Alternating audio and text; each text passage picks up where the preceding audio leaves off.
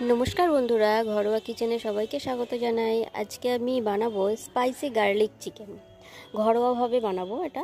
और एटार जोन्नो आमी निये नियेछि मांसेर एइभावे पातला पातला करे पिस करे नियेछि। एखाने दिये दिलाम गोलमरिचेर गुड़ो और एखाने दिलाम किछुटा आदा बाटा, सामान्य एकटु आदा बाटा दियेछि। और एबार देबो एकटु सया सस, सामान्य एकटु सया सस दिए सबकिछु एबार भालोभावे मेखे नेब। और मांसर पिसगुलो आमी जखन किनेछिलाम तखन बड़ बड़ पिस देखे किनेछिलाम। आमी बाड़ीते एई रकम पातला पातला करे केटे नियेछि। एरकम पातला करे केटे निले कि हय सेद्धटा बेश भालोभावे हय। और एखाने आमी निये नियेछि किछु पेঁয়াজ पाता। पेঁয়াজ पाताटा आमी जले भालो करे धुए नेब, कारण पेঁয়াজ पातार जे गोड़ार दिकटा ओखाने कादा लेगे थाके।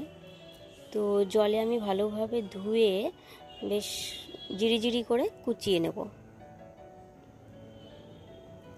धोया हये गेछे, एबार आमी कुचिए एगुलोके तेले भेजे नेब। एकटु लाल लाल करे भेजे नेब। पेঁয়াজ पाताटा भेजे आमी तुले राखबो।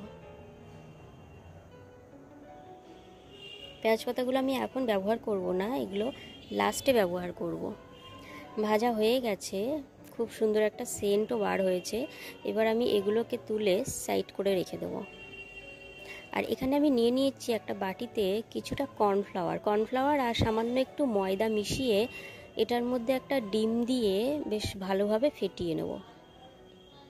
और सामान्य एकटु नुन दिए नेब। एर मध्य नुन दिए भालोभावे फेटिए एटाके साइडे रेखे देब।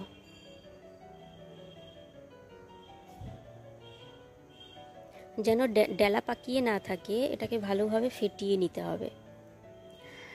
एबार এই পিসগুলোকে পিসগুলো আমি কিন্তু ম্যারিনেট করে বেশ কিছুক্ষণ রেখে দিয়েছিলাম। 15 থেকে 20 মিনিট মতো আমি কিন্তু রেখে দিয়েছিলাম ম্যারিনেট করে। তারপর এই ম্যারিনেট করা পিসগুলো এই গোলায় ডুবিয়ে আমি তেলে ছেড়ে দেব।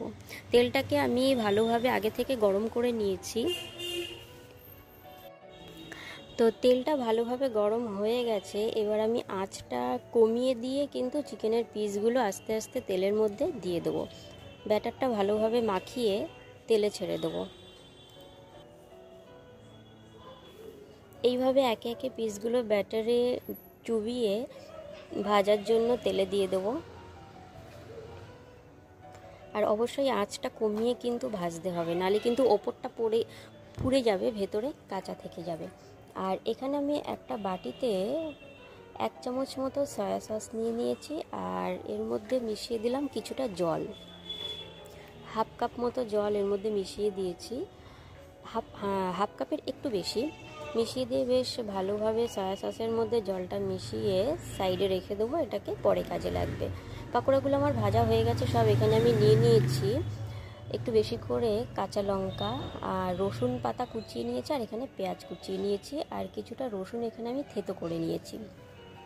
আপনারা চাইলে বেটেও নিতে পারেন।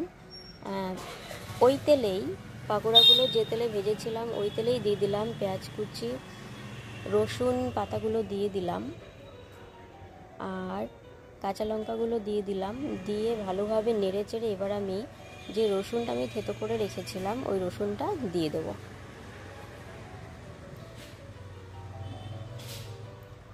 যেহেতু এটা স্পাইসি গার্লিক চিকেন সেই জন্য রসুনটা কিন্তু বেশি ব্যবহার হবে। রসুন পাতা এগুলো কিন্তু বেশি ব্যবহার হবে। এবার ভালোভাবে নেড়েচেড়ে এর মধ্যে দিয়ে দেবো স্বাদ মতো নুন। একটু ভাজা ভাজা হয়ে গেলে সয়া সসের মধ্যে যে জলটা আমি মিশিয়ে রেখেছিলাম সেই জলটা দিয়ে দিলাম। জলটা কিন্তু বেশি দেওয়া যাবে না, ওই হাফ কাপ থেকে 1 কাপ মতো, পাকোড়াগুলো যাতে একটু ডুবো ডুবো জলে থাকে। তো জলটা ফুটে উঠলে পাকোড়াগুলো আমি দিয়ে দিলাম। একটু নেড়েচেড়ে কিছুক্ষণের জন্য ঢাকা দিয়ে রাখতে হবে যাতে পাকোড়াগুলো সফট হয়। তো ওপর থেকে আমি ছড়িয়ে দিলাম কিছুটা ধনে পাতা আর ছড়িয়ে দেব যে পেঁয়াজ পাতাগুলো আমি প্রথমেই ভেজে সরিয়ে রেখেছিলাম সেই পেঁয়াজ পাতাগুলো। তো স্পাইসি গার্লিক চিকেন আমার অলমোস্ট রেডি হয়ে গেছে। এখানে আমি একটা সার্ভিং প্লেটে তুলে নিলাম। তো এটা কিন্তু সত্যি খেতে খুবই ভালো হয়েছিল, একদম রেস্টুরেন্টের মতো। আপনারা অবশ্যই বাড়িতে ট্রাই করে দেখতে পারেন। আর নামের মধ্যেই রয়েছে স্পাইসি, সুতরাং এটা কিন্তু খেতে একটু ঝাল ঝাল হবে।